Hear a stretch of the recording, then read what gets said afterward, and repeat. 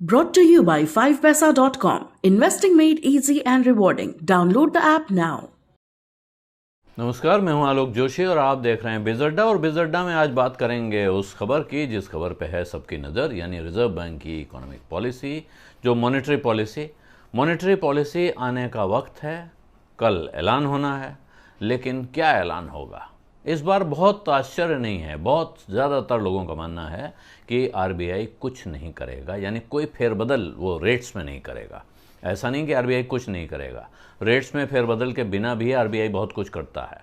वो bond issue करता है, बाज़ार से पैसा उठा लेता है, वो बॉन्ड बेचता है, बाज़ार में पैसा डाल देता। तो वो उसके पास बाज़ार में पैसा निकालने और डालने के और भी तरीके हैं, लेकिन जो उसका सबसे बड़ा हथियार है रेट बढ़ाना घटाना, लगता ऐसा है कि इस वक्त रिज़र्व बैंक उस पर कुछ नहीं करेगा।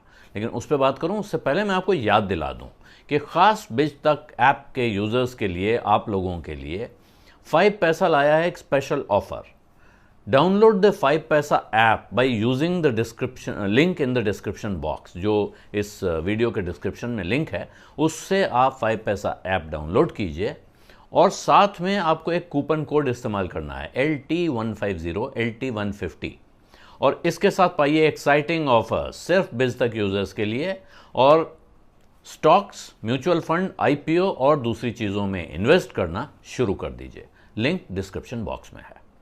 रिजर्व बैंक क्यों कुछ नहीं करेगा, ये सवाल क्यों उठ रहा है कि रिजर्व बैंक कुछ नहीं करेगा? जो परिस्थितियां हैं उनके हिसाब से रिजर्व बैंक को थोड़ा कड़क होना चाहिए। अभी जो एकोमोडेटिव पॉलिसी वो अपना रहा है, उसके बजाय उसको न्यूट्रल पे आ जाना चाहिए, और जो रिपो या रिवर्स रिपो रेट में थोड़ी बढ़ोतरी करके दबाव बनाना चाहिए बाज़ार पे, ताकि महंगाई कम हो।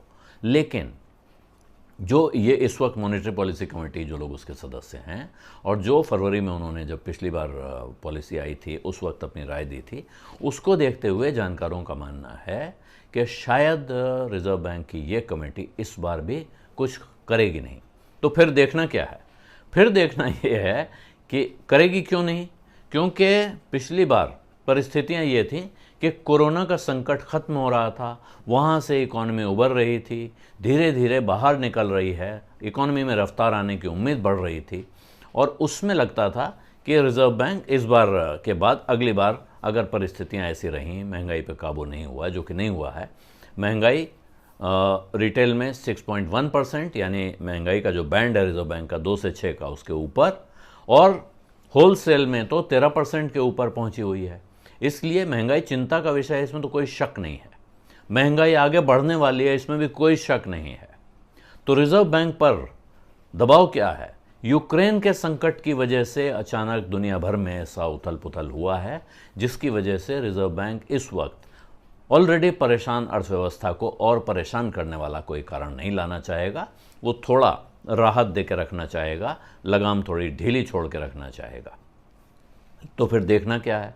देखना यह है कि रिजर्व बैंक के हिसाब से महंगाई कहाँ तक जा सकती है, किस जगह तक अभी वो बर्दाश्त करेगा, उसको महंगाई काबू करने के और कौन से तरीके दिख रहे हैं जिनके बारे में वो बताएगा, और वो जीडीपी ग्रोथ के बारे में क्या अपना अनुमान सामने रखता है। ये ध्यान रखिएगा कि ग्रोथ रिजर्व बैंक का दायित्व तो नहीं है, रिजर्व बैंक की जिम्मेदारी ग्रोथ नहीं है। रिजर्व बैंक की जिम्मेदारी भारत में महंगाई पर काबू रखना है। सरकार और रिजर्व बैंक के बीच अगर आप कामों का विभाजन समझें तो ये है, सरकार का काम देश में तरक्की और ग्रोथ लाना है, ग्रोथ बढ़ाने के काम करना है। रिजर्व बैंक का ध्यान रखना है कि इस चक्कर में कहीं महंगाई न बढ़ जाए। तो वो जो बाज़ार से पैसा निकालना, बाज़ार में पैसा डालना, ब्याज का दर कम करना, ब्याज का दर बढ़ाना करता है, वो इसीलिए करता है कि वो एक तरह से एक रेगुलेटर घुमाता रहता है कि बाज़ार में उतना ही पैसा रहे जितने से महंगाई एक सीमा से आगे ना बढ़ पाए और बहुत कम भी ना हो।